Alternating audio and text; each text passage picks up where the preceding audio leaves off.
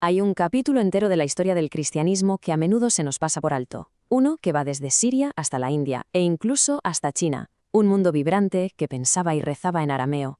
Ese es el mundo siriaco. Y la historia de cómo se relacionó con Occidente, bueno, eso desafía casi todo lo que creemos saber sobre la unidad, la herejía y la propia verdad. La idea central que vamos a explorar aquí es bastante radical. Nos plantea que algunos de los cismas más profundos de la historia, de esos que han durado más de 1500 años, quizá no nacieron de una diferencia real de fe. ¿Y si todo fue un problema de traducción? ¿Un gigantesco malentendido lingüístico y filosófico? Vamos a verlo. Vale, para meternos en faena, lo primero es desmontar el relato de siempre. La historia que nos han contado, casi siempre desde una perspectiva grecorromana, es la de un centro, la ortodoxia, que estaba todo el tiempo asediado por herejías que surgían en los bordes. Pero claro, esa narrativa se construyó con un lenguaje muy cargado. Es que lo que vemos en este mapa es alucinante. Mientras el cristianismo latino se iba consolidando dentro del Imperio Romano, el cristianismo de lengua siriaca, que a menudo estaba fuera de su control político, se lanzaba a una expansión increíble por toda Asia. Ojo, no era una rama secundaria, para nada.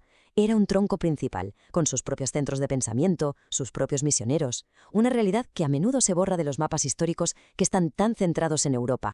Y aquí, justo aquí, está el meollo de la cuestión. Palabras como nestoriano o monofisita no eran simples descripciones teológicas. ¿Qué va? Eran armas en los debates. Eran etiquetas que servían para justificar concilios, excomuniones y hasta guerras. Creaban una historia muy clara de nosotros, los buenos, contra ellos, los herejes.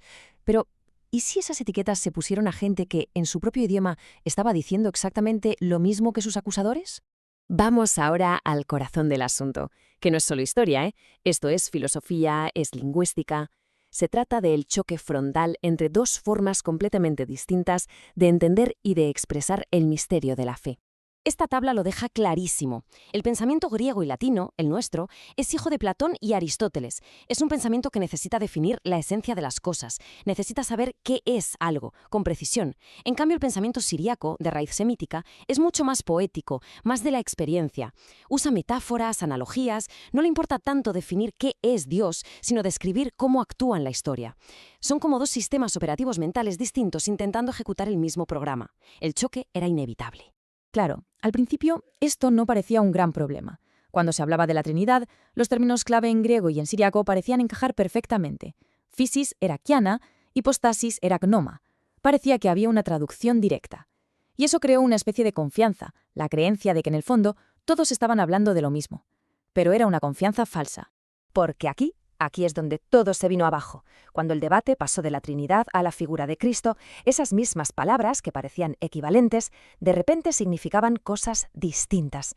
Para un griego, pneuma era persona. Para un siríaco podía ser realidad concreta, casi esencia. Así que se empezaron a lanzar acusaciones de herejía sin darse cuenta de que estaban metidos en un monumental Lost in Translation teológico. Y para ver cómo todo este lío funcionaba en la vida real, tenemos el caso de estudio perfecto, los maronitas. Su historia es la prueba definitiva de esta tesis, y lo es por algo que los hace únicos, su comunión con Roma. Nunca la rompieron. La identidad maronita nace del ascetismo, de monjes y ermitaños como San Marón allá por el siglo IV. Su origen no es una gran ciudad imperial, sino las montañas. Y eso les dio una identidad y una capacidad de resistencia únicas. Pero lo más importante de todo, la clave, es que a pesar de todas las crisis, son la única iglesia de Oriente que puede decir que nunca, jamás, rompió formalmente la comunión con el Papa.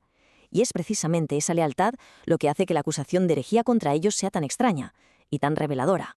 Y fijaos en su ingenio cultural, que se ve perfectamente en el Carchuni. Esto no es solo una forma de escribir, es mucho más. Es un monumento a su identidad como puente. Les permitía vivir y participar del mundo árabe que los rodeaba, pero a la vez conservar toda su herencia litúrgica y teológica siríaca. Es la prueba de una cultura que se negó a ser una simple copia de otras. Vale, vamos a la madre del Cordero. Durante siglos la historia que se contó en Occidente es que los maronitas eran monotelitas. Es decir, que creían que, en Cristo, solo había una voluntad, la divina, lo que en la práctica anulaba su humanidad. Una herejía condenada en el año 681. Pero, ¿de verdad creían eso? Y aquí está la clave para entenderlo todo. La fórmula occidental, la grecolatina, es ontológica. Quiere definir lo que Cristo es. Tiene dos voluntades, una divina y otra humana. Es como decir que 2 más 2 son 4. Simple. La fórmula de los maronitas era experiencial. Describía lo que Cristo hace. Su voluntad humana está tan unida a la divina, en una obediencia tan perfecta, que en la práctica actúan como una sola voluntad, la del Padre. Es como decir que 3 más 1 son 4. ¿El resultado cuál es? 4, el mismo. Ambos llegaban a la misma fe ortodoxa, pero por caminos lógicos completamente distintos. No era herejía, era un pensamiento paralelo. Pero ojo, que la historia no acaba aquí, ni mucho menos. De hecho, da un giro alucinante. Los maronitas, que durante siglos fueron vistos con sospecha, terminan convirtiéndose en una fuente de inspiración y renovación para el propio Occidente. Es que esta línea de tiempo es increíble.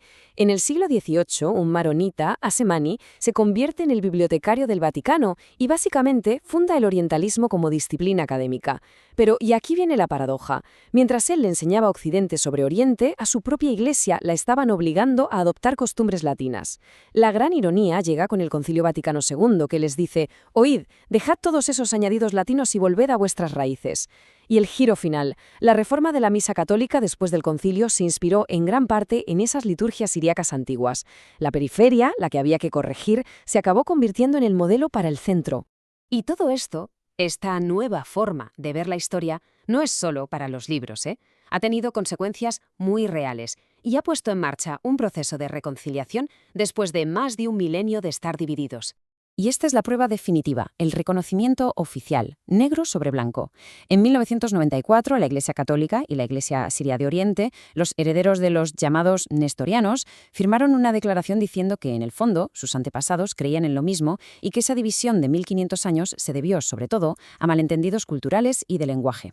Y que nadie piense que esto fue algo puntual. 10 años antes, en 1984, ya se había firmado un acuerdo muy parecido con los ortodoxos siríacos, los herederos de los llamados monofisitas. Estos acuerdos, juntos, son un paso de gigante para sanar heridas históricas, y todo se basa en una idea revolucionaria: pararse a escuchar al otro en su propio idioma. Así que terminamos con una pregunta que creo que es importante. La historia del mundo siríaco nos enseña algo fundamental sobre la humildad intelectual. Nos obliga a pensar: ¿cuántas de las grandes divisiones de la historia, ya sean religiosas, políticas o culturales, se basan de verdad en diferencias que no se pueden reconciliar? ¿Y cuántas son simplemente el resultado de no haber sido capaces de traducir, de entender de verdad lo que el otro nos estaba diciendo?